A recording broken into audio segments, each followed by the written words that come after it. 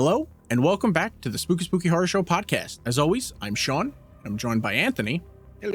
Today, we'll be talking about Terrifier 3 and completing our ranking up until Terrifier 4 is released. But before all that, remember, if you'd like to support us, if you're watching on YouTube, like, subscribe, leave a comment. All of that helps us with engagement and the algorithm. The video version of the podcast is also available on Spotify, where you can follow and rate us and leave a comment as well. The audio version is also available everywhere else, so you can listen on the platform of your choosing.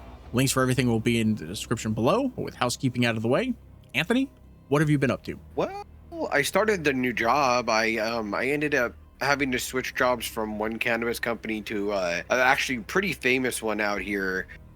It was just not working with the other one because it wasn't very stable. I'm a 9-to-5 person, so this one I always get 40 hours. I actually have gotten overtime every week now, and I've only been there 2 weeks, and they've already gave me like a Christmas bonus, like a little thank you. I was like, oh, that's pretty fucking awesome of you guys. So I've been enjoying it. It's been so stress-free. They literally make sure I get 40 hours plus every week, and it's been great. I'm happy you finally have something like good and stable. Hourly is, yeah. We were supposed to go to San Antonio yesterday to go to like some Christmas thing, but the wife is on vacation the week of Christmas, so we're gonna go then. Well, we might go then. We're still not completely sure because we decided instead to go freeze. Yeah, well, tonight is supposed to be freezing temperatures. I think it's supposed to be as low as 30 for like, I don't know, 2-3 hours. I'm at 13. Yeah, but then by Wednesday it'll be back up in the 70s. Yeah, because yours is a kind of a weird fucking so it's like whatever, man. But so instead she's been looking up, and we've been to Circuit of the Americas a couple of times for like this stuff. So have I. And it's usually like with the Christmas stuff, there's like a ton of shit. There's like petting zoos and like the whole carnival fucking thing and all this shit. And so everyone was like, yeah, it's awesome, they're doing it again this year. So we're like, great, we'll go. We go. It was the biggest waste of time and fucking money. Oh no. Oh. They cut it. Sucks. Dude, they cut it down to basically the quote winter I think they call it Peppermint Parkway. It's just like the concession stands outside. Like when you walk in outside the racetrack, where like facing the racetracks and everything, it's all the seating. So it's like outside after you get past the ticket gate. It's like all the food stalls and shit like that. It's that whole run was just done up in Christmas stuff and just had like booths with crap. That's all that it was. Sucks. Oh, that's disappointing then. It was like that was a fucking waste. And the thing in San Antonio is really expensive. And now she's like, man, I don't know if it's gonna be worth it because we don't know what it's gonna be like. We have been to, I think it's called Santa's Village a couple of times. Santa's Village was awesome, remember? Yeah, and that thing was fucking that? It had the fake snow. That was awesome, man. I loved it myself as a fucking adult. It was awesome. So he was having a ball. I was like, the thing in San Antonio is super fucking expensive, and we don't know how long of like the thing is. I think they said like there's like this whole indoor area that you walk through. It's all ice, like everything is made of ice, so the temperature inside that area is like I think it was like 9 degrees or like something. Yeah, it's like I think it was like 9 degrees, maybe -9, I don't remember, but it's only like 15 minutes. It's like a 15-minute walkthrough, and then they have other stuff in there, so we're not sure. But I was like, we've been to Santa's Wonderland a bunch of times and we know that we have fun there. So maybe instead we just go there. We know what we're gonna get. So we might go and do that. But that's about it. And it's like what, Christmas is in 2 weeks? 2 weeks and shit. Give or take 2 weeks. So it's hopefully this video will go up. And speaking of Christmas, I am wearing my Art the Clown Christmas sweater that I got at Halloween Horror Nights. I don't got a Christmas sweater. Yeah. Oh, yeah, you got it then, yeah. I was like, I don't have a Christmas sweater. I have sweaters. I think I have 2 of them. Because it's like, I also have my Killer Clowns from Outer Space Christmas sweater. So do I. As well. So and everything. Well, I don't have a Christmas sweater. I just have a sweater. Oh, no, it's a legit Christmas sweater. It's like an ugly sweater. Yeah. You know, like the ugly sweaters? I love those. Yeah. and it lights up and shit. But I was like, fuck it, we're watching It Terrifier lights 3. up? That's awesome. It's a Christmas movie. Awesome. This is a Christmas sweater. I'm gonna wear that. It has a Christmas soundtrack. Yeah, it has that too. So yeah, let's get into production facts. I don't have a whole lot because really there's no real reason to go into any, like, a bunch of it, because Terrifier 3 was again written and directed by Damien Leone with David Howard Thornton, Lauren Lavera, Elliot Fullman, and Samantha Scafandi, all returning from previous Terrifier films. New to the Terrifier franchise is Antonella Rose as Gabby, Sienna and Jonathan's cousin, Margaret Ann Florence as their Aunt Jess, and Bryce Johnson as Uncle Greg. They look young too. I know Bryce from the late 90s, late 90s, early 2000s TV show Popular. Oh, I never saw that show. I also know him as a very big believer in Bigfoot. He was in, I believe, Bobcat Goldthwait's found footage Bigfoot movie. I don't remember what it's called. Why do I feel like I know it? Bobcat Goldthwait made a horror film, a found footage horror film, and it starred him, and it was Bigfoot. But he is also the host and one of the investigators for the reality TV show Expedition Bigfoot. I think I've seen that. I thought it was a joke, and then it's like, no, he really believes in Bigfoot. And I'm like, good on you, man. Good on you. And like sticks hard on it. It sticks hard on it. Like one of those ones that knows like the scientific name and shit like that. And it's a lot. Filming began in February 2024 and finished in April 2024 with an estimated budget of $2 million. They shot this film, and yeah, so this is a big increase in budget because I believe the last film, I think Terrifier 2 shot for, God, I think it was $250,000 they filmed that for. That seems like a good price. And then I think it made 15 million. And then this one was shot for 2 million, and I believe it made like 90 million. So yeah, this was big. The other thing that they did differently besides upping the budget is they shot this film on an Arri Alexa 35 and splurged for the very expensive Panavision Primo lenses because Damien Leone wanted to go for the vintage John Carpenter film look. Okay, so they upped their game with the cinematics. Yeah, and it worked. So yeah, Terrifier 3 went on to make. This was did the second one go to theater? Yes, that's it went to theaters, and then that's when like it blew up and people were like, oh, okay. Okay. And then, so this wasn't the first time it's been in theaters. No. The reason this one got the budget it got was because they released the second one in theaters and people loved it so much that Art the Clown became like a household name, and they were like, hey, let's do bigger budget and let's do more shit. But yeah, so Terrifier 3 eventually went on to make $90 million. Yeah. Well, $90,300 million. So close to 91 million. It's a good chunk. It's a lot of money, especially when your budget is $2 million, which is why horror movies should not be more than like $2 to $5 million. Just because they're a risk. They're a huge risk. They're a huge risk, but also like there's no reason for you to ever spend more money than that. Like when you look at like the what you can do, you mean, for your buck? Yeah, like what's that stupid fucking bullshit ghost hunters that they turned into fucking a horror franchise? Grave Encounters? No.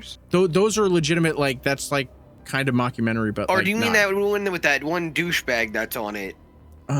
It's like they're really. Yeah, because they were old. They were like an old man and woman that would like scam people and be like, oh, my wife drew your house and says there's spirits in there. And then they'd go in and be like, oh, it's haunted. Like they were, I think, loosely involved in the Amityville horror. Dickweeds.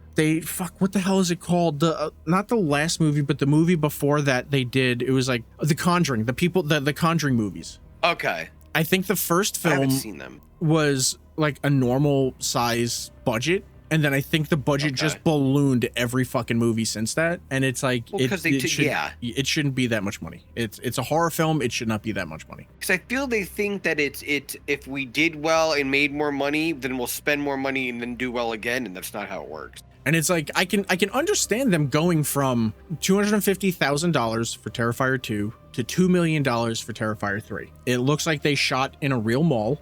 So that's going to cost money. That's good. You have the multiple home locations, the college location, the dilapidated house location. There's a whole bunch of locations that you have to get clearance for and all this shit. Because it's one thing when you're filming a micro budget film when you're younger and you can kind of like scam your way and be like, oh, it's a student film and stuff. But it's like once you get into like, hey, this is going to be in theaters, we need to get like rights clearance for like a bunch of different shit. And then you have like the music that's made for the films. All of that ends up costing money. This one had like an actual really good soundtrack. Yeah. And then you figure the Arri Alexa isn't a cheap camera to rent. The lenses are not cheap cameras to rent. And then you're probably going to have to get insurance for those cameras.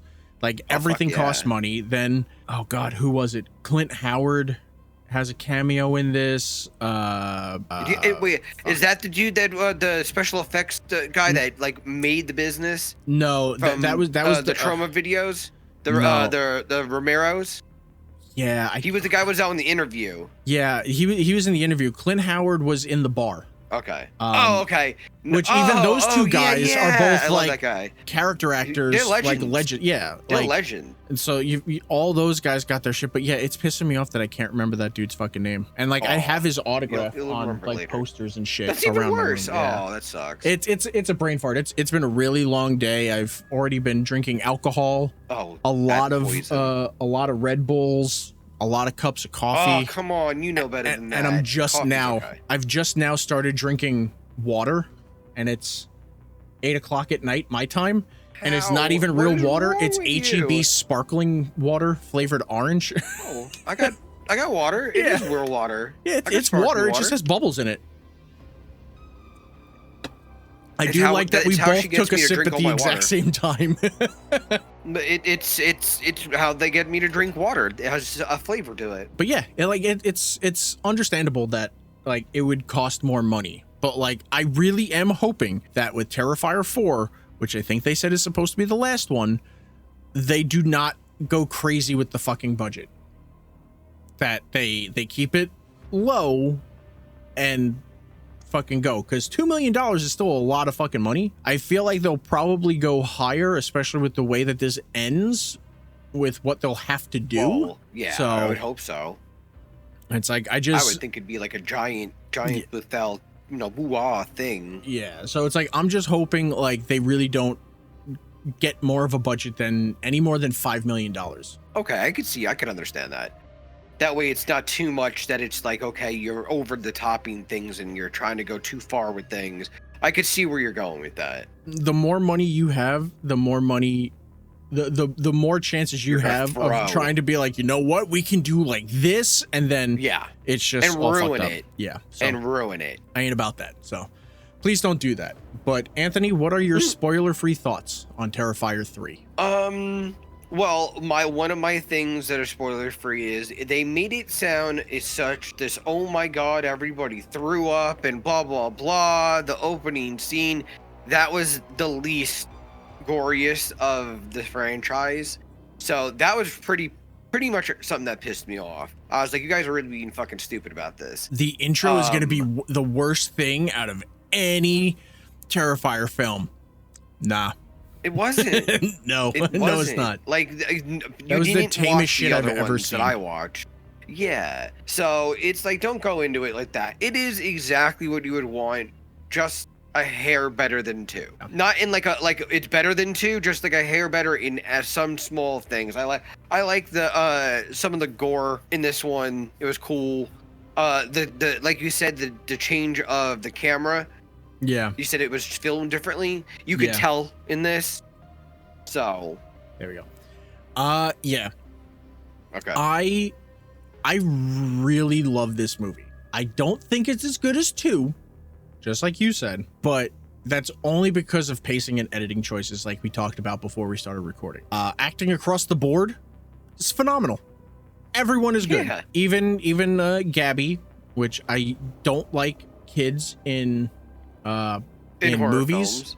I just think most child actors are very fucking annoying, and Gabby is fucking annoying, but she's supposed to be because she's a little fucking kid spending time with like her favorite person in the fucking world.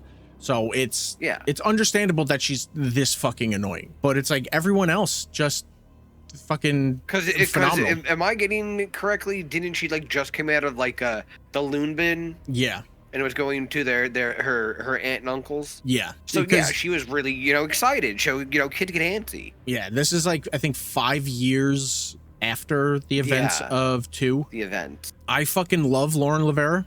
I will ride and die for that She's woman. phenomenal. If she's in it, I will watch it. It's like it ended discussion. David Howard Thornton is the exact same way. He killed it as I Art the love Clown. everything he does. Scream if, mode. Yeah, if he's in it, I'll watch it simply because he's in it. As we said during production facts, the addition of the Arri Alexa and the Panavision Primo lenses was amazing because the cinematography was great. Yes, I'm the sure. camera it was on point. I'm sure they could have gotten the same look or at least super similar with a cheaper camera package, like possibly Yeah, like but it would've a just been more of a Blackmagic strain. Pocket 6K and a comparable lens kit. But regardless, the film looked gorgeous. Oh yes. It just would have made more of a strain on them, so they focused on other stuff. Yeah. Having such a good quality camera. To have a 5-year time skip and to be catching up with everyone was a smart choice instead of it being right after everything that went down in the last film. However, as I said, pacing, a problem. It shouldn't feel like a long movie, and with pacing, it felt that way. You said that, and I was like, I felt the opposite way. I felt like it was just like it kind of was quicker than I expected. You were also high. So it was weird for me. Well, like, yeah, it was high. Yeah. But and usually I'm not everything high. seems longer when you're high. But I wasn't high. Not shorter. Now films can be long. They just can't feel like they're long. Like watching Yeah, see, for me it didn't.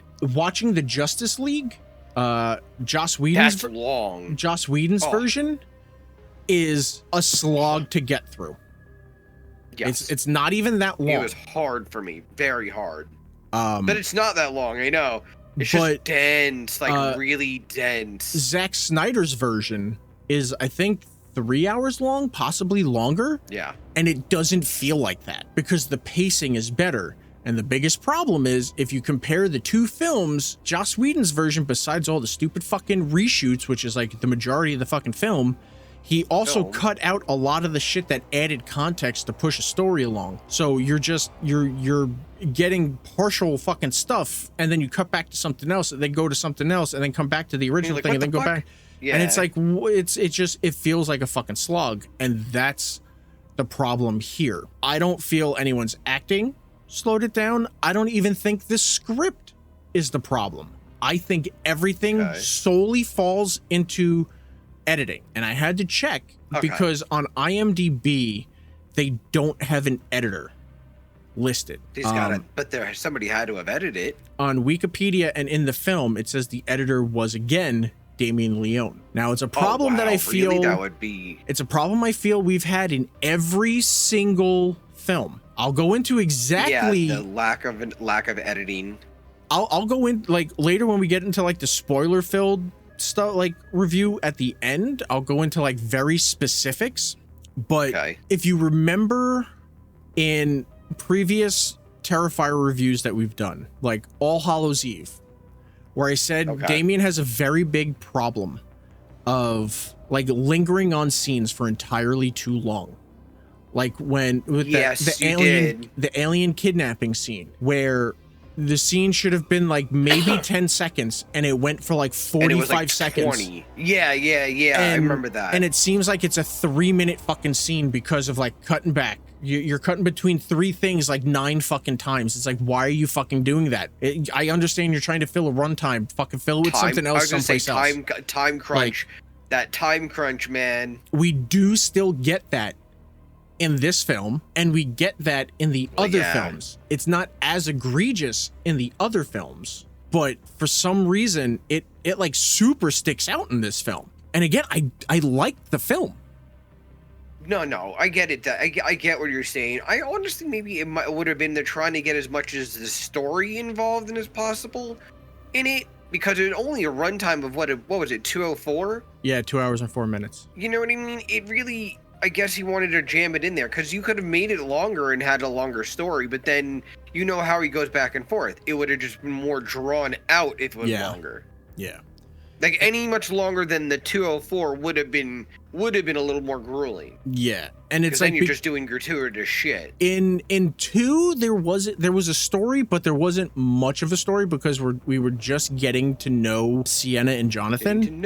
In this one, we already know Sienna and Jonathan. We get a little bit of like what they're going, like what's going on with them. So now it's like we can start putting in more plot of like why is Art the Clown like singling her out? How come he's always able to find her and stuff? Yeah. Yes. Which I think this 4th one's going to be summing a lot of that up. But in this one, it feels like just as we're starting to get some of that plot, it's like Damien's sitting in the editing bay and he's like, nah, bored. Let's switch to something else. And then he just switches to like Art killing someone. And then he's like, I'm bored of this. Let's just go back to that scene. And then we'll get like a little bit more of the plot. And then he's like, no, I'm bored. Let's just go fucking someplace else. Maybe he just has bad ADHD. Yeah, that's why it's like hire a real film editor. It's like at a $2 million budget, and I'm assuming it's going to be that or higher for the next one.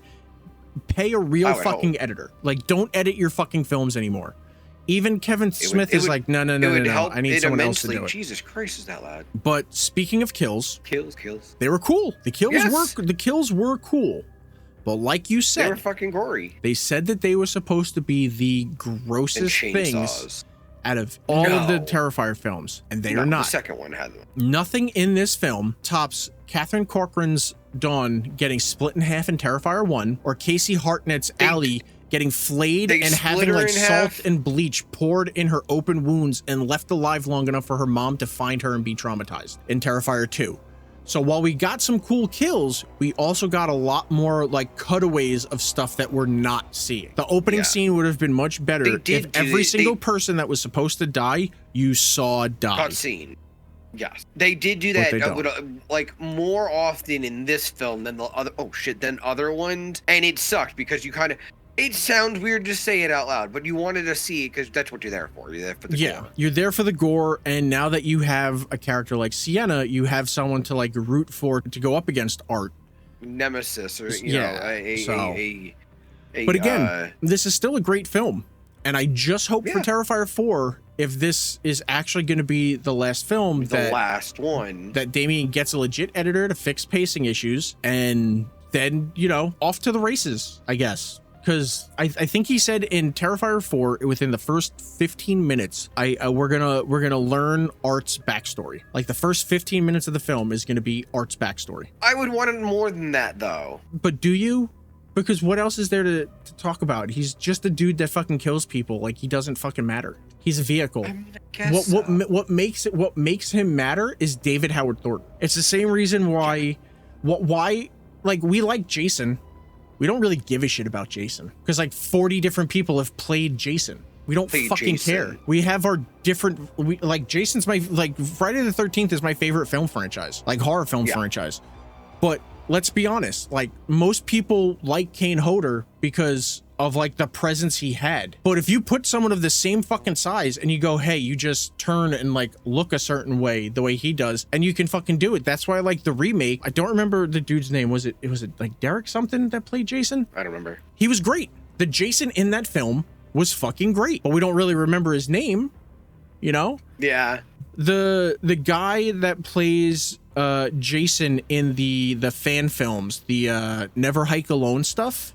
Never Hike Alone, where he's not Jason, he's like Ghost Jason or whatever. He knows the character so well that he plays it great. He can mimic it. Yeah, he can mimic but it's like the motions. Michael Myers, nobody fucking gives a shit about Michael Myers. It's just, he's gonna go after Laurie, he's gonna go after kids. Like, that's all you give a shit about. Same fucking person. Yeah.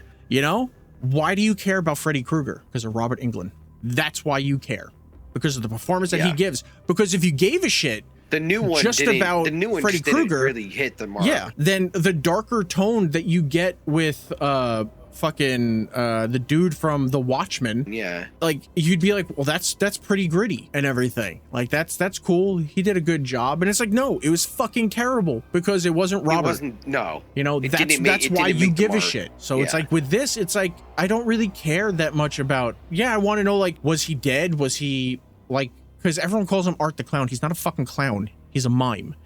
So he really is a mime, though. He's never spoke. I mean, he doesn't do like these things and everything, but it's like, did a demon, was he like killing people in that house? And then like the demon just came and like fucking like, oh, we'll make you live forever and you can kill people. It's like, that's really the extent of what we need. We don't need to know about like, oh, well, when he was a teenager, he got beat up by kids and that's when he decided to stop talking. No, like no one gives a shit. No one gives a shit. 15 minutes is plenty of fucking time to give us his backstory and move the fuck on. Like, we don't fucking give a shit. We want to know what the resolution is with Sienna. Why is she so fucking important? And yeah, like that's what we care about. And then we can move on to other fucking things. If he's really ending the franchise at 4, just give us the fucking closure, ride Art and Sienna off into the sunset, and then go create something else like Hell House. That's another big thing. Why do you not? We like Hell House. Why do we not really give a shit about Hell House? People keep dying. Keep on changing too much. But yeah, you don't have anyone to fucking focus on. There's no one of personality. It's a fucking, usually it's the hotel and then there's ghosts, but like no one gives a shit about but they moved fucking that too. Andrew they Tully. Ended up going to the manor. Yeah, so it's like but at least with that it's a little bit more like, oh well, it's ghosts, so you can like paranormal, you know. But like other things, it's like it's whatever. But you ready to go into some plot? Plot.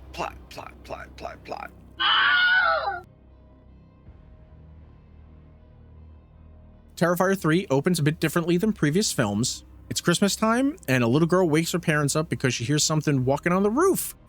Santa Claus. Lazy dad doesn't want to get up since he has to go to work in 3 hours, so mom goes to check on things and finds the front door unlocked and open. Now, maybe it's just me, but if my kid woke me up because they heard something walking around on the roof or attic or anything, I'm getting up. Are you not getting up?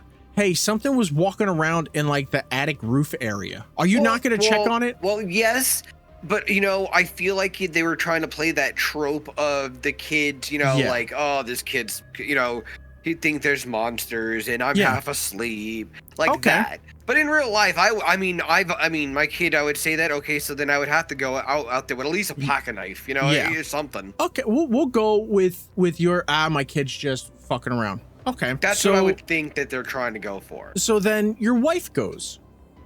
She goes downstairs. Well, I wouldn't let my wife go. She goes and she finds that the door is unlocked and open, and she just goes, "Oh, Anthony is so dumb. He left it open," and then locks it, comes back upstairs and goes, "Anthony, you left the door unlocked." Is that not the point that you go? No. Everyone, we're getting up. We have to check the fucking house. We need everyone together. Everybody out of the house. Yes. Yeah. Everybody out of the house. Get in the car. Lock the door. These people just go, nah, we'll just go to sleep. What the fuck is happening? I'm telling you, fucking no situational awareness. It's like this was probably the only part where it's like, well, this just isn't believable. Like at all. Every other time like a kill happens in this film, it's like, all right, this makes sense. This is the one time where it's like, no, your wife just situational awareness is like they don't write it in there. Your kid is saying she hears someone walking around. Your wife goes and checks and goes, hey, the front door was unlocked and open. You wake the fuck up. Well, I gotta be to work in 3 hours. Who fucking cares? Who fucking cares? You might not make it if you get fucking dead. Trust me, I watch a lot of true crime now. This shit happens. But yeah, so she goes, she checks the door. She's like, God, my stupid fucking husband left the door unlocked again. The daughter says, we got to leave milk and cookies for Santa. So she puts that out. And when she heads back, she tells her daughter to go back to bed. And when she heads into bed, she tells him about the door being unlocked. He doesn't care. And then tells him like, doesn't faze him. Hey, you got to make sure to eat the cookies and drink the milk. And like, he doesn't answer. She's like, do you hear me? And he's like, oh my God, yes. And it's like, you know, how hard is it? Hey, make sure you eat the cookies and stuff. All you have to do is go, okay. That's it. Sure. Instead ignore Sure it until you have to ask a second time or a third time, And then you act indignant, like, oh, you're such a fucking bother to me. Like, the second this dude started talking, I was like, man, I can't wait for him to die. Douche dying. I said the same thing. It's like, Douche he's just dying. a fucking That's asshole. all I cared about. I was like, I hope that guy dies soon. You know, like, no. But it's like, watching them in bed, this is a straight up unhappy marriage. They're not happy people. So we get a little bit more noise, and the little girl gets back up and tries to wake up her brother, and he's like, nah, fucking leave me alone. He wants no part of her Santa bullshit. Down. So yeah, she goes downstairs and she spots Santa Art in front of the Christmas tree. But even she knows that something isn't right. And as he's pulling an axe out of his satchel, she heads into the kitchen to go hide. Art heads upstairs, walks directly into the little boy's room, shuts the door, the camera stays outside, and he loudly chops him up. Yeah, you can hear it. We never see it. No. Which is stupid. The chopping is so loud. It is You would loud. think it would wake Like, up the parents that were awake no less than 3 minutes ago, and they're like 5 feet away. My son and wife are like literally dead. They don't wake for anything, for loud noises. They are you have to like fucking rattle them to even wake if them. they fell asleep like 2 minutes ago. Oh, my wife, like they were awake 2 minutes ago. She goes out. She's like a stone. She's out. That's insane to me. It is insane. I never knew a person that can do it. But here's the other thing. I would figure that the boy would scream when he gets hit with an axe. Some sort of, But because we're not seeing, we don't know where he's hitting. So he could have been hit like in the jaw, in the head, and immediately killed. I don't really know. True. However, when he goes into the parents' bedroom and kills the husband first, the dude doesn't make a sound. And the wife doesn't feel it? Yeah, he doesn't make any sound, and then the wife don't feel movement and shifting and cold wetness. Well, warm wetness, because the blood. He was getting hit in the stomach. He can scream. Oh, yeah. Why isn't he screaming? But he didn't. Like, that doesn't make any sense. Didn't take his lyrics out. So she's like, what the fuck's going on? And then feels like the blood, jumps out of bed, looks, and starts screaming, but then doesn't run away. This is that lingering bullshit. If you... Hey, listen. Someone breaks into your house, just murdered your wife. You wake up, you see this dude chopping, still actively chopping. You're not going to run to go check on your kid and get him out of the house? Or you're going to stand there and be like, what is going on? They're gonna claim. I would claim they're trying to go with the route of the whole entire. She was in shock. It's like, it's just so. And then she finally does go, checks on her kid. The daughter isn't there. Both of them are dead. Yeah, no, the daughter's not there. The other kid's dead. And then goes into the son's room again. I don't think we see it. I don't remember. No. So it's just her in the bedroom screaming, and then Art breaks through the door, goes after her, runs downstairs. She tries to get the front door open that she just unlocked. It's not that hard to unlock a door. And he swipes, like she dodges going down the stairs, and then he runs down and slams the axe into her back and throws her into the hallway. And then slams her in the stomach with the axe, and she stumbles into the living room by the Christmas tree. So this is where axe, man. Yeah, and this is where she just, again, she doesn't try to crawl away. She doesn't try to do anything, find out where her daughter is. She just sits. Yeah, she sits there. She accepts her fate, and she gets her arm lopped off in one shot, right at the shoulder. Yeah, first. And then he drives the axe into the top of her skull. In the kitchen. Yeah. Art finishes the milk and cookies, and as he's getting ready to leave, he hears a noise in the cupboard and stops to check. The scene ends with Art finding the little girl hiding and him smiling, waving at her. It's like, all right. We then cut to after being beheaded by Sienna Shaw at the end of Terrifier 2, Art the Clown's decapitated body reanimates inside the Terrifier haunted house and strangles and then decapitates a police officer responding to the incident. It doesn't make sense besides budget.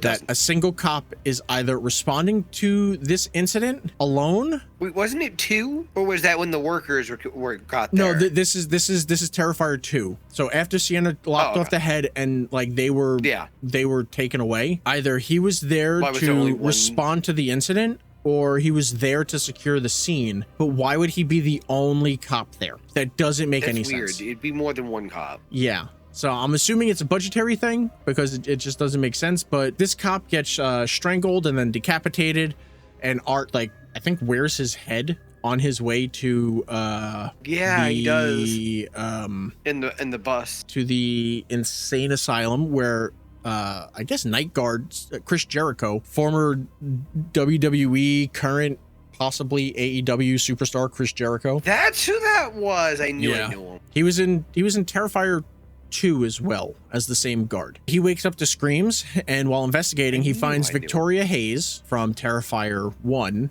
Art's last victim. Muffed up face and Victoria was grossed out. Victoria was the sister that was killed, and then she attacked the talk show host.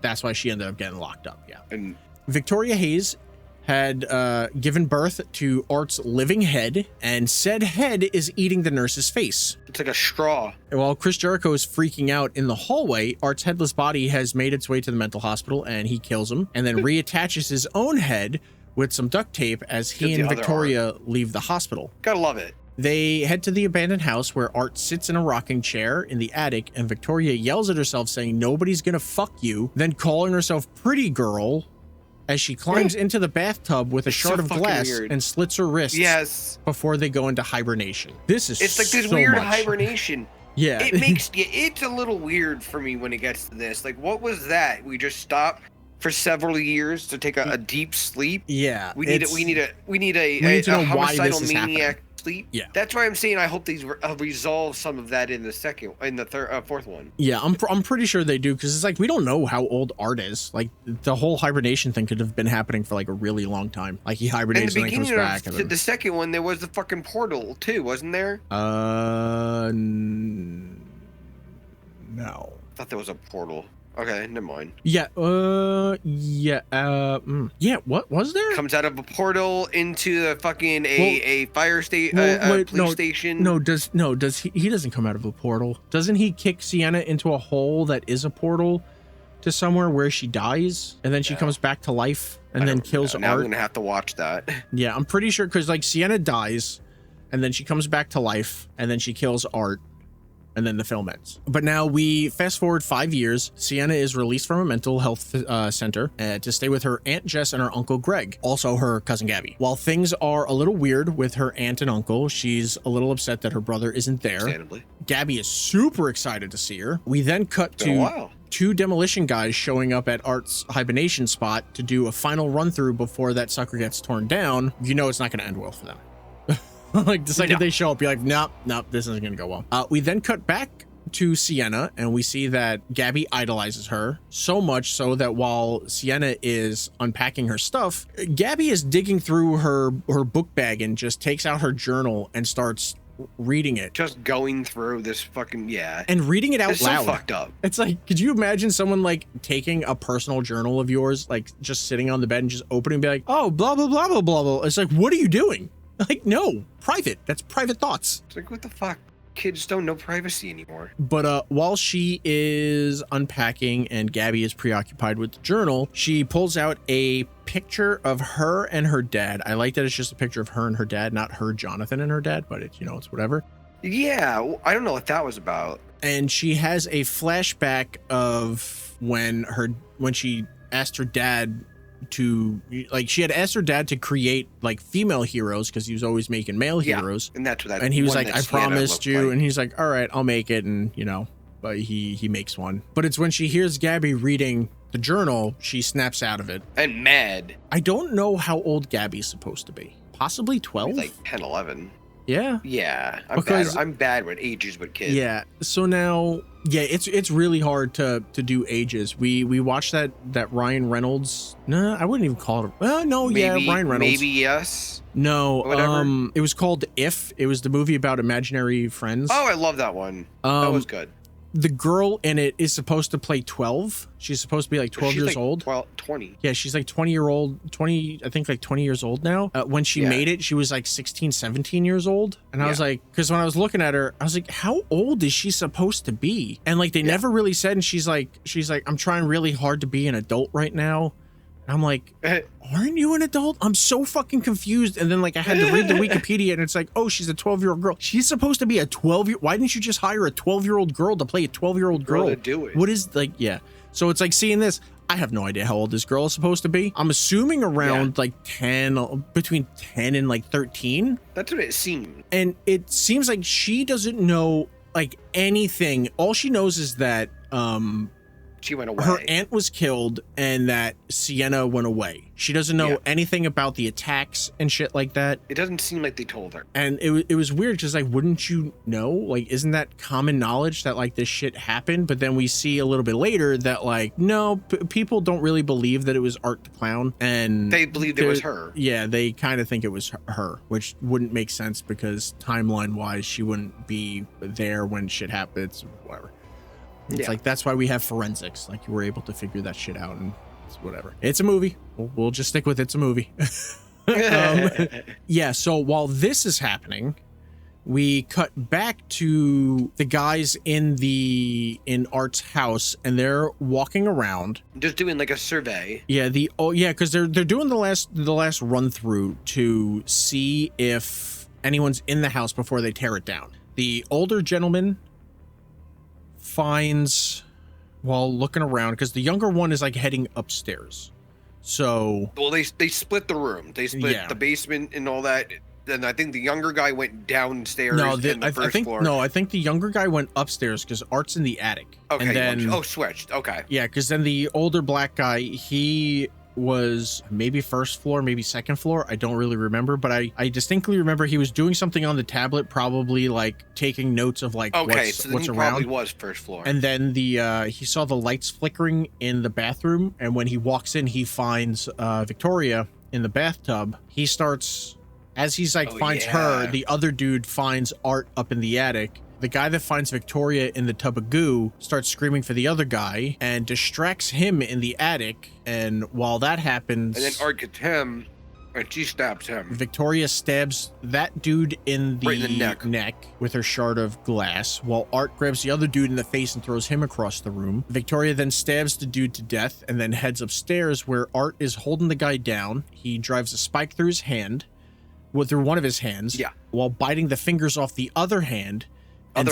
Seeing this carnage, Victoria starts masturbating with the shard of glass. With the shard of glass, as insane. Art takes the man's box cutter, cutting into his scalp and then peeling the skin completely off of his head. Which I'm pretty sure also, he like degloves his skull, and I think it like pulls off his jaw too. They might have. As that happens, Victoria finishes in a pool of blood. and then Art gives a look of like shame. What makes this whole thing disgusting is the masturbation. It's strictly for shock value. It serves no purpose beyond that. Like, there's no reason for like, Art's killing him, but you don't need the shock value. The shock value is him killing this dude and splitting the head. Do you really care about the scene where she walks up and she's like, I'm going to stick this shard of glass in my pussy and start fucking rubbing it on my clit until I bleed? It seems like a one-up, no? It's stupid because you're not showing it. You're showing like the act of it. You want it to be shock value? You want it to really be thing? Fucking have her pull it up and show us her actually fucking doing it. Do that. Otherwise, exactly. So you're more okay with her like faking it and everything and just like I agree that it's not exactly needed. Yeah, there's no reason for it to be there. The shock value is this dude should have just killed the guy by himself, and then Victoria gets up there and then you end the scene and go someplace else. There was no need for that. I think that's like the only thing in here that is actually just 100% not needed. Everything else is fine. It's just that there's no, because even the character, it doesn't make sense, because the Victoria from Terrifier 1, she was like a study girl. Like, she was like, I gotta study and blah blah blah. And then we cut to her biting someone's face off. Now I can understand that, like, she went a little crazy, but it's like, it doesn't equate to then just completely jumping to that. And then I heard a theory that she is now the little girl. Taking over the girl's spot? The little girl demon is now in her body. Yeah. So when the demon thing is in Victoria's body, she's all like, I'm gonna masturbate with this knife. But when she's in the little girl's body, she's like normal. Like, that doesn't make sense. Okay, there's a little bit of an issue there. Right? There's an issue there, yeah. If it's the same demon, the characteristics should be the same. It shouldn't be like, oh, well, now the demon's in an adult, so now it's going to act in adult ways. That doesn't make any fucking sense. Adult urges. Yeah, it doesn't make any fucking sense. That's why it wasn't needed. It's a valid point. It was probably like, oh man, and then we have her masturbate with a shard of glass, but it's all goopy blood because it's just cutting her. It does seem a one-up. That's all it's saying. And it's like no one was there to be like, we really don't need that. It was just the two of them, so it's just you're showing the audience. It's not like there was any there to be like, oh god, no, oh no, oh no. I feel like if there were like bystanders watching it happen, it would be more impactful because it's like, what the fuck is happening? Like, that's fucking traumatizing to see like this happening. But with just them, the dude isn't even looking at her doing it and everything because he's having his skull ripped apart and everything, you know? So it didn't make sense. He's already done. But it's okay because now it's dinner time back with Sienna and everything seems to be going well until we realize that she's still suffering from survivor's guilt and experiences hallucinations of her deceased best friend Brooke, whose death she feels responsible for. Fucked up. After she runs away. Fucking bloody. I mean, that's how we left her in Terrifier 2. Oh yeah. She all fucking mangled. She freaks out, leaves the kitchen table, which I feel like there's a better way to leave it so you don't make people feel like you're crazy, you know?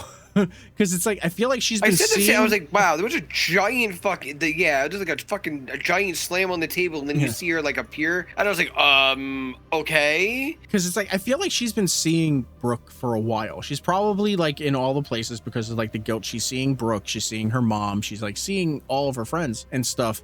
So it's like, when you see it happening, like she knows it's not real. Like she knows like that's not a thing. And like the slamming is like, huh, and then she's like, I gotta go, and like gets up and runs away. It's like, what the fuck is going on? I feel like somebody should have gotten up and be like, what the fuck was that? She could have easily been like, hey, it's been a really long day. I'm not really hungry right now.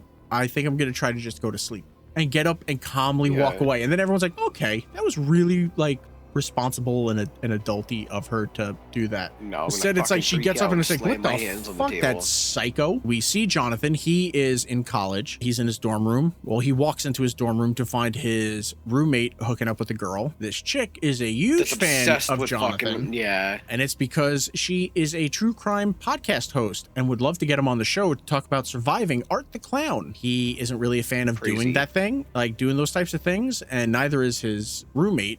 But Mia is laying it on thick. Thankfully, this awkwardness is interrupted by a phone call from Sienna, who just left the dining room table in a tizzy. It's clear that since all this time has passed, I don't really think that they've been talking a whole lot. It doesn't seem like it. It really should. It shows like she probably couldn't. Yeah, it seems like she's struggling like really hard to like reconnect with him, and he seems really to have been able to like kind of assimilate to like the college life. I mean, he's popping a lot of pills, but it's he is rushing to that bottle. Yeah, but I mean, it's whatever. But then we immediately cut to Art coming up with new killing contraptions to throw in his satchel of doom, and then cut to because he makes a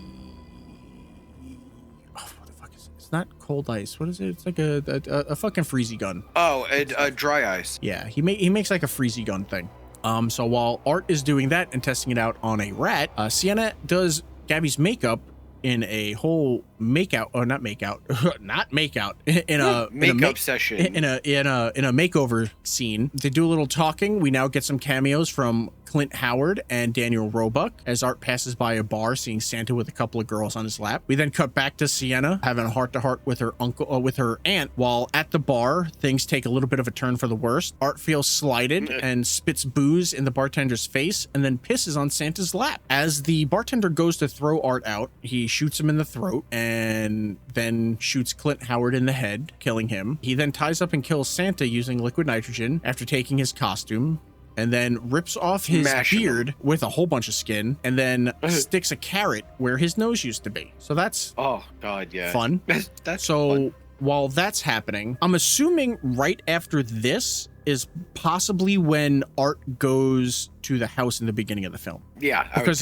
there's never, because it would make sense. Yeah, there's never like a thing to show it, but it's like this is where he gets the costume. So I'm assuming this is and then goes to happens. the mall. Yeah, because then it's like the next day he's at the mall and like all that shit happens, and then the shit with like Sienna and everything starts to happen. So I'm assuming it's like in between, like now and then. The next day at the mall is when he goes to the house for the opening scene of the film. Sienna's aunt and uncle are laying in bed, and the aunt tells him that Sienna's going to take Gabby to the mall to do some Christmas shopping and like get something for Jonathan. He's obviously a little concerned, especially after what happened at the dinner table, but the aunt that she's not right. Yeah, the aunt is a little bit more supportive, knowing what she's been through and knowing it will take time. Then after a quick scene of Sienna doodling in her journal, we cut to the mall. A bunch of kids are waiting to sit on Santa's lap, and Sienna doesn't seem to know what to get Jonathan anymore because he doesn't wear black and he doesn't listen to death metal. While looking at some of and she's concerned about that. You mean the Prince of Darkness doesn't like that? Yeah. His fucking mother was brutally murdered. He was almost killed by Art the Clown. His sister was killed by Art the Clown. I don't think he's going to sit there and listen to death metal. Like, I don't think he's into that anymore. He might have changed. Yeah. I'm pretty sure he's like, nah, I'm good. I think we're going to listen to like the Partridge Family and shit like that now. like, I'm good. I need something fucking wholesome and shit. Be fucking hilarious if he just got like super into fish. Oh, God. While looking at some price tags as Gabby walks away to do something. I think she went to go sniff perfume or some shit. Sienna starts to hear the Clown Cafe song, which is like your favorite song. And I love that fucking song. And spots a bloody Santa walking through the mall. She gets a really big feeling that it's Art. Can't prove it. And a little freaked out when Gabby comes back, they decide that they need to just get out of there. I was gonna say that might be one of the smartest ideas that they've had. It's like we're not gonna stick around. She ends up meeting up with Jonathan at his school, and he's being a prick. And I think that's because just before meeting up with her, he was sitting in the cafeteria and was watching Mia's podcast. And it's where Mia was defending Jonathan and Sienna, but her podcast host was saying the only reason, like, Sienna is obviously the killer. There is no Art the Clown. Yeah. And the only reason she's not in jail is because Jonathan testified on her behalf. So he's already, which isn't exactly a lie, but it's not like it's but they don't know the whole truth. So it's like he's already a little pissed about that when Sienna calls and is like, hey, we need to meet up. So they meet up and they're talking, and this is where I kind of start to hate a lot of the characters. Not all of them, but a lot of the characters, but some of them. Mia goes into her whole fangirl shtick and just bombards Sienna with a bunch of bullshit, ending with, my audience would love to hear how you're coping. That's not are you even a fucking person? How is she coping? Yeah, her mother was murdered. All her friends were murdered. Her brother was almost killed. Trying to cope. She technically did die. How do you think she's coping? She spent 5 years in and out of mental institutions. Like, she's not doing well, man. So why are you like up her ass about it? Pressing her about this situation. But then after she freaks out on Mia, Jonathan's looking at her like, oh my God, you're so embarrassing. You should be pissed that this chick is harassing your sister, who again has been in and out of psych wards for the past 5 years and just got out yesterday. She got out yesterday. This is the next day. Next day. Like, you're seeing signs already. This means this is not good. She got out. She unpacked. She had dinner. Probably would have been safer in there. Decided to go to the mall with Gabby the next day. Went to the mall.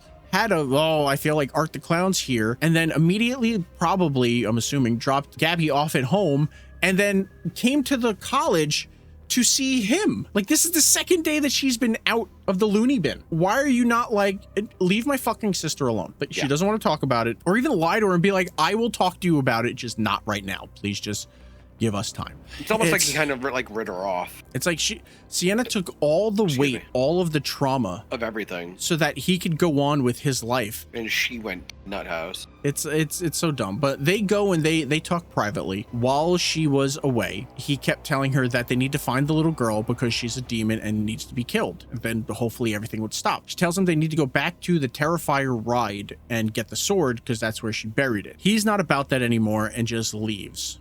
He's like, I'm not about this life. Jonathan goes back to his room, pops some pills, throws a temper tantrum, destroying shit in his room. And then we cut to Art spotting... I never understood. A line of kids waiting for Santa, but no Santa, and decides to pose as Santa and hand out presents to all the kids. So as security comes, he just lets the kids have free range on the presents, and as the kids go to open the presents, it explodes, killing several people, many of them children. And then it like cuts to Art arriving at the university and wandering around without a care in the world. Yeah, like nothing's going on. Yeah, while he overhears Mia and Cole, the roommate, talking about Sienna and Jonathan. Mia's pissed about the way Sienna flipped out on her, but Cole kind of agrees with Sienna. That it was fucked up. It's why I like Cole, and I feel like he was trying to be a good influence. And he was nice. A nice friend to Jonathan. Yeah. It's like at first you can see him as like kind of just being the douchebag roommate and everything. If you actually notice, he tells Jonathan about a party later and he's like, hey, you should come. It's like, it'd be really nice to see you there. When he sees him sitting down talking to Sienna, who he doesn't know is Sienna, but then finds out it's Sienna, he's like, hey, you know, I've been looking after your brother. I treat him like a brother. And he's like, you treat me like shit. And it's like, yeah, that's how you treat a little brother. Like, what do you like? I know you only have an older sibling, but like you fuck with your, like little, like brothers and sisters. Like that's your job as like an older person. Yeah. Like that's what you do.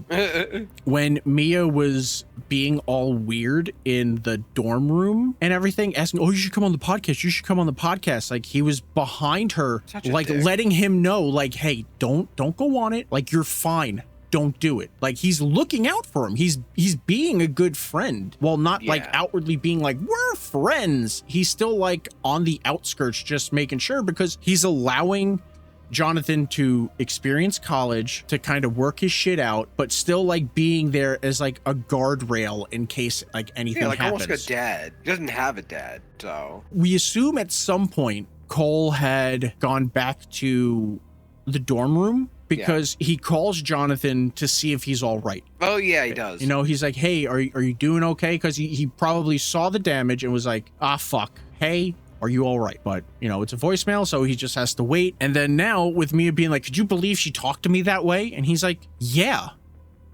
Like, yeah, why are you pushing this? Nuts. Like, stop. Yeah. But, you know, it is what it is, because he's not going to live very long. The other thing is, she's like so dead set on getting Jonathan on her podcast to the point that like she's trying to use sex with Cole to get him to talk to him, to get him on the podcast. Yeah. I thought they were dating. They are. Like those two are dating, but it seems like it's new because she just showed up. Yeah. And like they've clearly been, if it's Christmas, you know, it's been 4 months. You start college, first semester's like what, August? Because it doesn't really start in September anymore. I don't know. I didn't go to college. But you figure I barely went to school. At least September, October, November, and now it's like the end of December, so it's like 4 months. Right. And in 4 months of them being roommates, she's never met him. So I'm assuming this is a fairly new one. So I don't even know if she's solely dating him because she knows Jonathan is his roommate. Oh, and trying to get to him. But she's been there for a while. She's like riding him and everything. It's like, but you'll talk to him, right? It's like, why don't you just go fuck him? Why do you stop? Yeah, like she 100% seems like the type of person that she would just be like, hey, Jonathan, I will suck your dick if you go on my show. Yeah. Like, so I don't understand why she's like being all conniving and sneaky with Cole when really she's just trying to get what's his face on the show. And then hopefully me, Sienna and everything. So it's really like confusing to me that it's this whole weird roundabout way, but it's whatever. So, okay, so after that, we cut to back at the house. Sienna finds out Gabby has read her journal when Gabby lets slip that Sienna doesn't like cereal anymore. Well, because of art, like, the art crisp or whatever. Yeah, because she's like, she had to put her hand in it. Well, what do you mean you don't like cereal anymore? How long has that been? She's like, oh, it's been, it's been a couple of years. And it's like, oh, okay. Yeah. And then it's like, hey, Gabby, can I talk to you upstairs?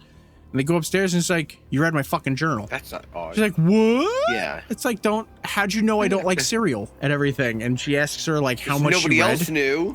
Yeah, she asked how much of it she read, and she's like, the whole thing. It's just she wanted to know like what happened to her, like what's going on. So like, talk to her. Yeah, it's like when she wants to know, she'll let you know. So she promises she will not invade her privacy again. They go downstairs to play some board games, and when they go downstairs, they hear on TV about the bombing at the mall. She panics, and they call Jonathan to see if he's all right. And then she's like, you need to fucking come here now. And he's like, yeah, no, like what's going on? Okay. She's like, you're not safe. There was a killing. All these people. He is back. And Jonathan's like, okay. Yo.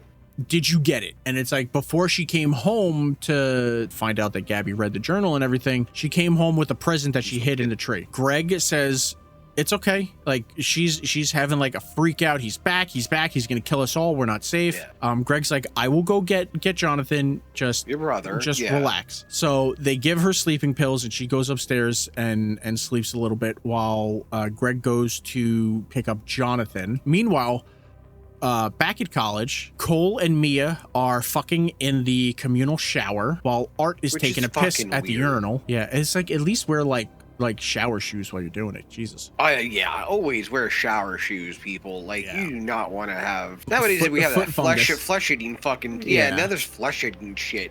You do not want this kind of crap. Art's taking a piss at the urinal. When he finishes up, he revs up his chainsaw and goes to town on him. I love that there's a chainsaw. It's cool that like Cole is like trying to protect, but it's like, it's Art the Clown. You know it's Art the Clown now. I don't understand, why didn't they anyone attempt to run out? I would like, they just kept backing into the corner. Yeah, push him. Yeah, get out. I would try to dodge as he goes to strike, and then just like push him and run the fuck out. Like make a move. He slices at Cole and knocks him down, and then gets his wrist. Yeah, slices through Mia's titties. Yes, and then right off. Did he do her stomach? Belly. Yeah. Belly. And then basically like she's like dying out and he puts his fucking glasses on her, the iconic fucking, and then touches her chopped up nose. Yeah. Boop. Because I think it was because Art was listening in, like when he was walking around, he was listening to them talk about Jonathan and her Sienna. obsession with the clown. And he's like, what do you want to fuck Art? And she's like, no, I'm fascinated by it. And then he puts his, he's like, fuck her. Yeah. Then he turns his attention back to Cole and slices through his cock and balls. So you're your balls. They're now dead. Uncle Greggy shows up to pick up Jonathan, but Jonathan sounds weird on the phone. All distorted. You know something's wrong. Back at the house, Sienna's dreaming of her father and the angels crafting armor for her warrior. This is when that dream that the dad has. So it's like in the first thing, he promises that he will draw the thing. And now it's at this point that he finished a drawing, he's showing it to her, and when she's holding it and he touches her, he like has a vision, and for some reason she's seeing the vision, and it's like, it looks like it's in hell. I'm assuming maybe that's supposed to be like, what's his name? Hephaestus? Yeah, the dude that fucking makes the fucking armor and shit for gods and shit. Oh god, I gotta look. Sienna wakes up and she hears Aunt Jess and Uncle Greg talking downstairs, discussing what they should do about Sienna's worsening condition. And when she walks into the dining room, Sienna finds Art and Victoria decorating Greg's decapitated and eviscerated body pinned to a wall. I don't mean to laugh like that. Sienna tries to escape, but ends up being incapacitated by Art with a mallet. And when she regains consciousness, it's this giant wooden comical mallet. Yeah. It's like all the damage that he would do to her. But when she regains consciousness, she finds herself and Aunt Jess tied to chairs with their mouths taped shut. Victoria shows them a skinless head being consumed by rats, telling Jess that it's Gabby's head. it's clearly not Gabby's head, especially after you just showed us Greg's decapitated body. It's all torture for them. They want to physically and emotionally torture a person. They want you completely broken down before they do anything. Before Art and Victoria killed Jess, she tells Sienna to kill them both. Art hammers a tube into her throat, forcing rats down it, and then they slit her throat, and then they like heat it up to like force the rats in and everything. It's a cool fucking scene. It is. And then they slit her throat and let the rats like climb out of the throat. Art enters with Gabby as a hostage. No shit. And then Victoria tells Sienna that the head is actually Jonathan's head. And then Victoria places a crown of thorns on Sienna's head and tries to possess her, but she resists. I don't believe this is Jonathan's head either. I don't think Jonathan's dead. Why wouldn't you show one of the main characters dead, like being killed? Yeah, that's you showed Cole and Mia, like he was doped up, and then it was, hey, Uncle Greg's coming to pick you up. Art isn't dead. We're not safe. Do you have the sword? Yeah. Yes, I have the sword. Okay. And that was it. Nothing ever says anything else. So I don't believe he went to sleep. I believe he didn't feel safe, so he left. And then Greg was waiting there, and we know that because they just showed it here that Art and Victoria can mimic voices. So they mimic Jonathan's voice. That's why he sounded so fucking weird. And then either Art got in the car or Greg went in, and then Art killed him. Okay. And I don't believe Jonathan's dead. Pretty good theory. Because again, it's just a head. Yeah. But we've already seen a decapitated body over there. So it would just lead us to believe that the head is not Jonathan, the head is not Gabby. The head is Greg's, who is sitting there with his body without a head. Like it's clear. And again, just like they lied to Jess saying it was Gabby's before they killed her. Yeah, it's all fear factor. Like this is just more emotional torture to get her to a point, because I think so long as like Sienna has any sort of like will, they can't possess her, and they want to possess her because they want to corrupt her. Yeah. Like, I think that's like a really big thing. The one with that all got this. away. They're going to try again, but this time they say they're going to kill Gabby. They're going to kill Gabby. Then they pull out Gabby. Yeah, and Sienna's like, I'll let you do whatever you want to me, just like don't hurt her. I think she said something to Gabby like, oh, you got an early Christmas present or something like that. No. Gabby said, oh, can I at least open my Christmas present or something like that? And it's like, oh, what one? And it was like, oh, the one with the angels. Oh, well, how ironic. Yeah, but I think it was like, because I think it was like Gabby, someone said something about like Gabby having gotten to get a present or something, and Gabby was like, it's not fair that Sienna didn't get to open a present. So they were like, fine, which one's like, can she open mine? It's the one with the angels. And before they let her open it, Art smashes her hands and shit. Just fucking breaks them open, which makes no sense later on in the scene. But okay. She then opens it, and it's the sword, which the sword can heal her. We know that from Terrifier 2. So Sienna breaks free, uses the sword to cut Art's throat, and then throws it at Victoria, stabbing her, but then goes and decapitates her. As Art and Sienna battle each other, Victoria's body begins to disintegrate, turning into a pool of demonic blood that burns a hole through the floor, but it opens a portal to hell, putting Gabby's life in danger. Gabby was smart enough to trick them into giving Sienna her sword. And she sees this chick's like blood melting the floor, and she's just gonna stay there. They could have at least had her like knocked out, so like that's why she didn't move. Instead, they chose to just have her just stand there and stare at the like it's so dumb. Or how about the fact that what did they use to try to pull up? That's the dumbest fucking thing I've ever seen. Well, I think that was just like the only thing they had. Sienna stabs Art, killing him. His eyes go completely white, and notices that Gabby has fallen into the pit of despair. With the only thing in her hand being the sword, she uses that for Abby to grab, but because naturally slices right through her. She's holding on to the blade as Gabby's falling in. It just slices through her hand. Gabby falls into the abyss with the sword, and then it closes up. With Sienna distracted, Art seizes this opportunity to escape through the window, and while Sienna looks down at the wounds on her hands, they begin to heal. I'm assuming this is to show that the sword isn't the thing that gives her power. She has the power in her the whole time. Or to heal it inside of her. Yeah, because it was like, oh, the sword can heal you and do all this stuff, but I'm sure it's like that's just like she ain't got thing. the sword no more. But that's why I'm assuming it's like the power has been in her the whole time. She just never realized it. She vows to find and rescue Gabby while Art is sitting alone at the bus stop waiting for a bus to come. When a city bus finally does show up, he boards it covered in blood. Sitting defeated and exhausted, he spots the only other passenger on the bus smiling at her. He honks the horn as we cut to black, and that is the end of Terrifier 3. There are no after credit scenes or anything. I waited. There was none. He wanted, unlike Terrifier 2 where there was an after credit scene, he wanted this one to just end on a cliffhanger. Because I think the next one, after we find out Art's like origin story and shit like that, it's supposed to go right into this and shit. So like into like what's going on. So Anthony, what are your spoiler thoughts on the movie? Because now you can talk about all the kills you like, the kills you didn't like, characters you liked and didn't like. I thought when he ended up fucking pushing her face into the corpse's body that was split open, whatever that name is, Cole, I was like, oh my god, fucking hell. But, that was so gross.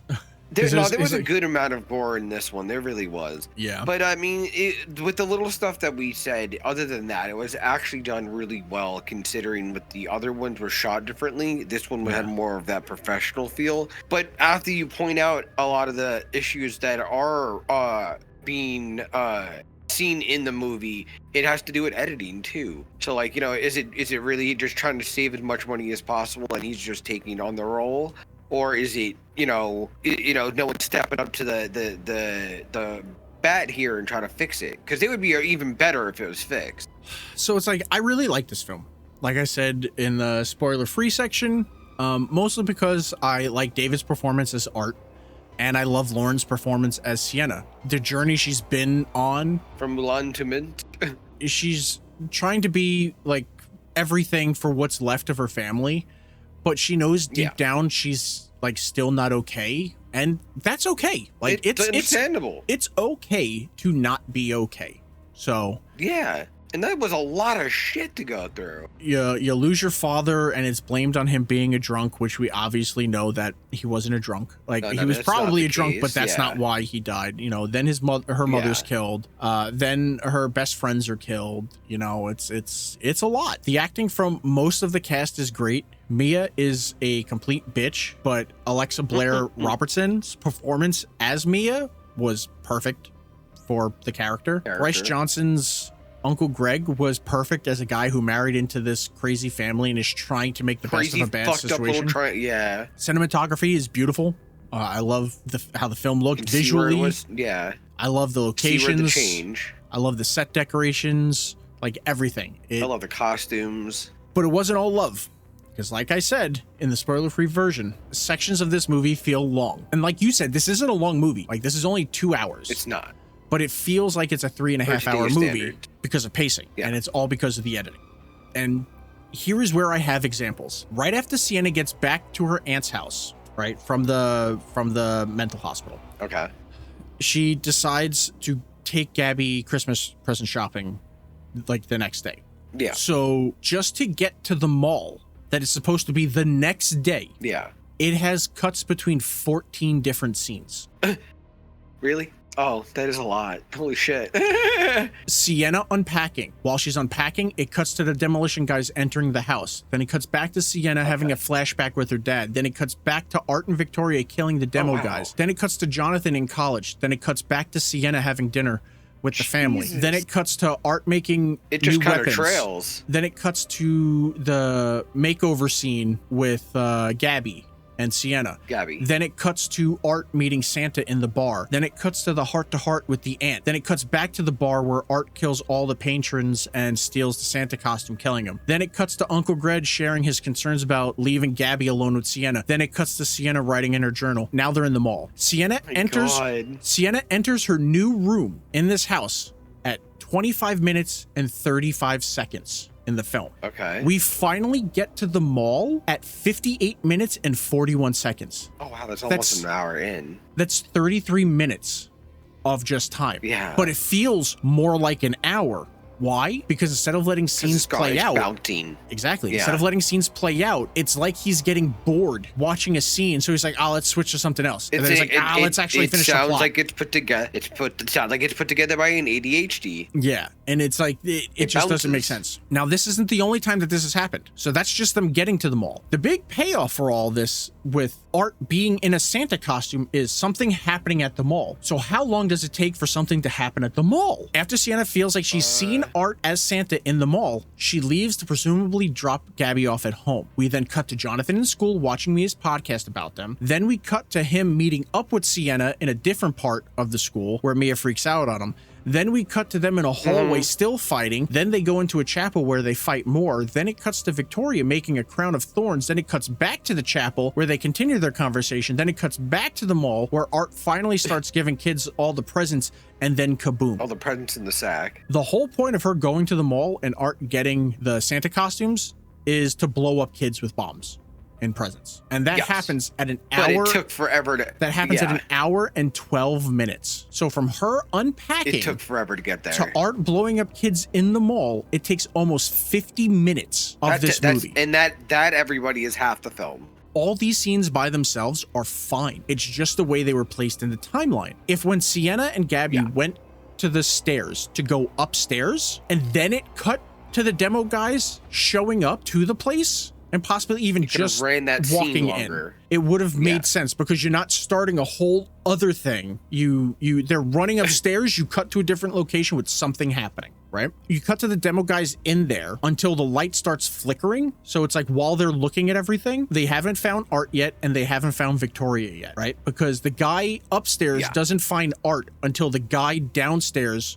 with the flashing lights finds Victoria, right? So when he sees the flashing lights as he starts to walk towards it, then we cut back to the unpacking. Yeah. And what does that do? That causes suspense, because now we know that those guys are heading towards Art and Victoria. What the fuck's gonna happen? But now you can wait to see what happens. So now Sienna is unpacking, has the flashback, and then they go and eat dinner. When Sienna leaves the dining room after her freak out, cut back to the demo guys being killed. Then we get Jonathan in college, and then Sienna calls him. They do the makeup scene with Gabby. Okay. And then you cut to Art making new tools, right? So it's like then you're getting more of the plot, you're getting more of the family stuff, the family dynamic. She's trying to have a normal life. Time.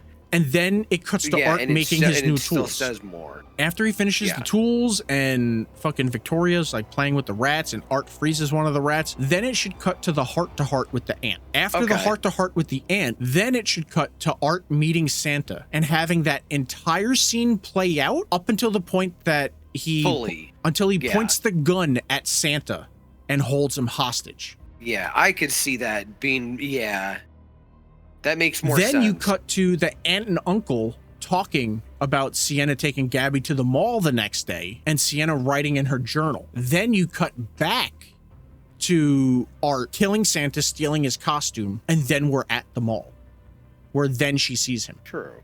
You know, and it's the same thing for like when he's at the college.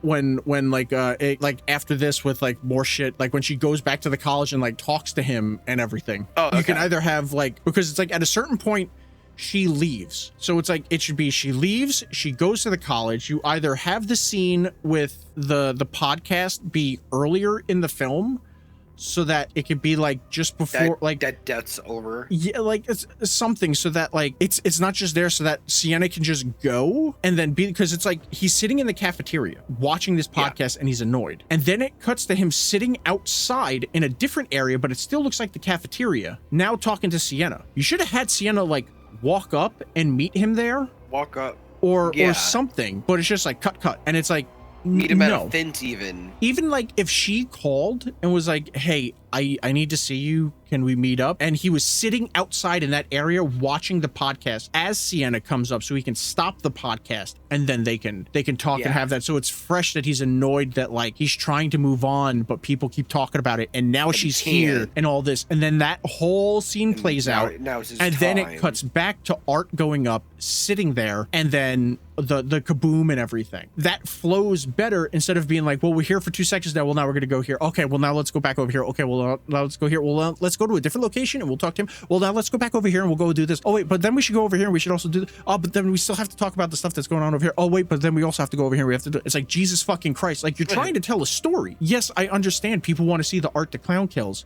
but there's a reason why people don't like Terrifier 1 as much as they like Terrifier 2 and now Terrifier 3, because you actually have a story. You have someone to follow that is a foil to art. You have to tell that story. You can't just keep like chopping up the fucking story to be like, throw Victoria in there masturbating somewhere. I don't know. Like, yeah, it doesn't fucking make sense. No fucking context. Yeah, but no context. So it's like, yeah. So it's like, it's honestly, legitimately, for me, the biggest problem is just the editing. I would hire a real editor to put the film together to make it more cohesive, because like, I'm a screenwriter. I'm also a director and I'm a producer. Like, I mostly do horror stuff. I've done music videos, I've done drama stuff, and I edit, obviously, because I edit this. I've edited tons of YouTube videos before and everything. But it's like, when you're watching it, you should be telling a cohesive story as you go. And this is just, it's a jumbled mess. And you need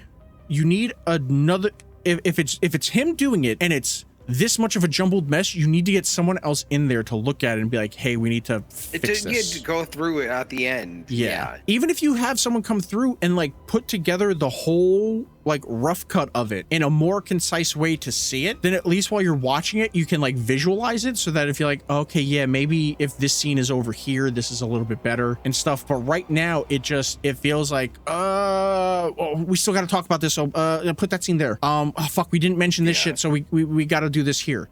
And it's like, no, there's way too much shit in this movie. We're not getting enough information. And we're like muddling up. Yeah, we're like pissing around with shit that doesn't fucking matter. But again, I still like this movie. I wouldn't rate this. I don't even remember what we rated. I don't remember what we rated Terrifier 2. 1. No. 3 and no, I don't mean. I think it was a 5 or a 4. Yeah, we gave it a 5 out of 5. I would probably give this a 4.5 out of 5. I think Terrifier 2 had a more cohesive story, better, cooler kills, and they showed all the kills. That's the big thing. Yeah. In this one, they didn't show him killing Greg. It's just, oh, well, now here's his body. They skipped some kills. They skipped some kills. If they did kill Jonathan, they didn't show us him killing Jonathan, and it's like, I don't know. It was presumptuous. The guy that plays him, I already don't remember what his name is. I don't know if he's like a full-on actor, because I think he's more of a musician. Oh, okay. So it could have just been like, yeah, I'll come back for the next one, and then it's like, because it seems like all of his stuff was shot in a day. That's why. Oh, okay. Because think about it, all of his stuff was filmed like at that like campus location. His dorm room, the cafeteria. Did a quick one. So like, if he is dead, then he was killed off screen because there was like, they didn't have time to like shoot that stuff and everything. But I would assume that he's still alive, because it's like, if they did kill him, then that's another kill that they didn't show. They didn't show the kid in the beginning of the film be killed, when that's supposed to be the goriest fucking thing ever filmed for that. And you only heard the other one. Yeah, at least with like in Terrifier 2, they flayed a girl, put like salt in the wound, and kept her alive long enough for her mom to come home and find her. So not only do you see him doing it to her, but then when the mom comes home, you see the mom react to seeing her again as she's like, like, yeah, it's terrible. That's fucking awesome. I mean, it's gross, but it's like, that's an awesome scene. We don't really get anything like that. We get Victoria masturbating with a shard of glass. Yeah, with a shard of glass. Like, fucking so stupid. That's like the grossest thing we get in this film. So it's like, this is still a great film. It's still a great film. I still recommend people watch it, but I don't think it's as good as Terrifier 2, where we gave a 5 out of 5. I would put this 4.5 out of 5. Yeah, what about you? I would do that. Yeah. I would give it a 4 or a 4.5. Out of all of mine, it's going to be 2, 3, and then 1, because right now wasn't as good. Yeah, right now our rankings are at number 1, Terrifier 2, at number 2, Terrifier 1, and at number 3, All Hallows Eve. So now you would put Terrifier 3 below Terrifier 2 at the number 2 spot. Yeah. That's where I would put it. Yeah. Because it's like, I still have so much fun watching Terrifier 2. It is now a Christmas, it is now a Christmas staple. Yeah. Because it's like, the other thing is, and this is a problem that we get in a lot of horror video games that people get pissed off about. And I don't understand why. Take Dead Space. Dead Space 1, you play basically a space mechanic that really doesn't know anything. And there's all these fucking aliens that start taking everybody over, right? So you're learning how to do it. That's fucking scary. You don't know what you're doing. Your aim isn't as good. So it's like you're shooting and shit, and it's just not great. I think it's like Dead Space 2, you're suffering from PTSD. You're forced to go back. Yeah. And you're a little bit better because you have the experience from 1. So you're a little bit better with the gun. Yeah. When you get to Dead Space 3, it's more of an action game, but you're still playing the same fucking character. You would know how to shoot the gun. You would know how to do this. You wouldn't be like, oh, how do I shoot these thingies that go on people's... You already know how to do it. If you want to be scared again, you need a whole new character, but people don't want a new character. They want the same fucking character. So people had the complaints with, they liked Ethan in Resident Evil 7 because it was like a spin-off and everything. He didn't know what he was doing, and Resident Evil 7 is fucking terrifying. Resident Evil 8 isn't as scary. It's more of an action game. But why? They explained it in the beginning. After the shit that happened in Resident Evil 7, because they had to take them, he was trained by Chris Redfield. Yeah. So he knows how to use a gun. He knows how to do these things. He's already experienced this mold shit. So yes, he's scared and he's doing shit, but he still has his wits against him. He can with him. He can still get like angry and fuck up because like he's like flustered about stuff and everything. But for the most part, he knows what he's fucking doing. In Terrifier 1, you don't have anyone. Everyone is just cannon fodder for art. In Terrifier 2, you have Sienna, and she's terrified. It's the antagonist. She's never had to deal with anything like this. It's like at the end, she had her like her Ripley like glow up where it's like, no, I'm gonna fuck this dude up. But just remember the first scene of Sienna and Art the Clown in the Halloween shop. Yeah. When she's standing there and she's just trying to buy it, and Art is just being fucking creepy, and he's just standing next to her, and he's staring, and he takes out the horn and starts like honking it, and like the jump that she does, that like she's just fucking scared and doesn't know what's going on. It's like, that's terrifying. That's awesome. But she's been through that. She died. She came back to life. She fucking decapitated that piece of shit. That shouldn't scare her no more. She's scared that he's back, but she's gonna chop the fucking shit out of him with her fucking sword. So it's like you have to up the ante a little bit. She has to worry about like her cousin. It's like her cousin is too fucking dumb to be like, hey, I'm gonna move out of the way of this. I'm gonna stand in this fucking puddle as the floor fucking falls out. So it's like, yeah, she's being a badass and doing all this, but it's like Ripley having to fucking fight aliens while also holding Newt and like running around and doing all that. It becomes a fucking hassle and shit. And that's why they fucking killed her off, because you fucking get fucking gone. We need her to be a badass and everything. So it's like, yeah, her being a little bit more, it makes it a little less scary. But at the same time, you don't want to turn Art into like this uber killer, you know? Yeah. That's where it would get too weird. So maybe 4 should and it would get be played the out. end. Yeah, so maybe 4 should be the end. Well, that's what they're talking about. You know, because it's like either that or maybe Sienna dies and you have to get a new Sienna that's like torturing, or maybe we don't need 13 of these. No, absolutely not. If you can tell the cohesive story with everything, then it's fine. But it's like that's another reason for my 4.5 out of 5 and putting it below Terrifier 2, because with Terrifier 2, the terror in her eyes of just like not wanting to talk to him. Even when you look at Terrifier 1, neither of those girls were scared of Art. No. One of them was a little bothered that he was like staring at him, but the other one was like, oh my God, let me take a picture with you. Oh my God, he gave you a ring. It's like they didn't fucking give a shit. Terrifier 2, like, yeah, the friend was like, so it's a fucking clown. Who gives a shit? But like Sienna's like, no, this is fucking weird.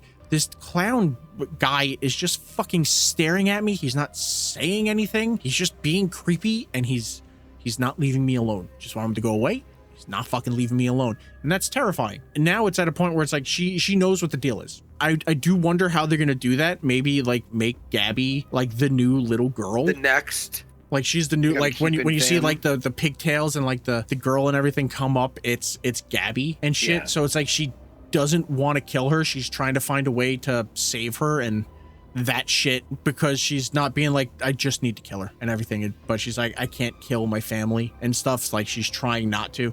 So it's like, you know, maybe that's a way to bring it back to like more scary shit. But yeah, so it's like, that's my reasoning behind it being half a star skull or whatever lower than Terrifier 2, but also second in the rankings than it.